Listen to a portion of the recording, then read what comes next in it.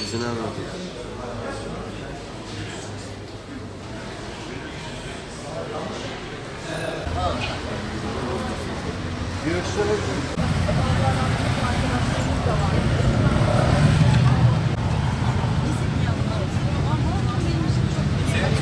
Son günlerde altın piyasası çok hareketli.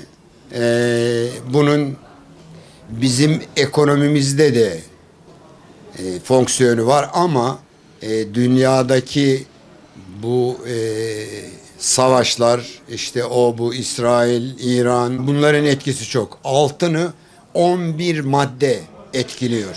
Bunlardan bir tanesi de tabii ki bizim kendi ekonomimizdir.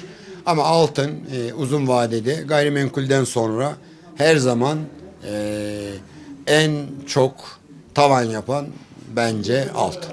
Düğün sezonları eskisi kadar etkilemiyor ama yine de ne de olsa bizim anneannelerimizde düğün çok önemli.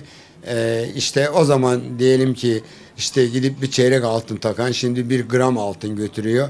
Diyelim ki 50 gram bir set alan şimdi 15 gramlık bir set takımı alıyor gelinine. Yine de anneannelerimiz çok önemli olduğu için yani birazcık bizim için iyi olur. Altın piyasası bayağı hareketli son dönemlerde. Türkiye'de zaten arada bir bu şekilde hareketlilik oluyor. İşte seçim öncesi insanlar, seçim sonrası panik falan oluyor. Dünya piyasasındaki savaşlar çok etkili oluyor bu işte. Zaten biz de altını seven bir insan olduğumuz için hemen hücum etmeye başladık. Ondan dolayı da bizde hareket bitmiyor. Bir hareketlilik oluyor. Şu anda zaten altın yok piyasada. Yani kara borsa gibi bir şeyden satılıyor. Elinde olanlar yüksek satıyor. İnşallah düzelecek diyelim de. Önemli olan zaten dünyanın düzelmesi zaten. Ben 25 yıldır buradayım. Çok zaten bir durağan döneme giriyor.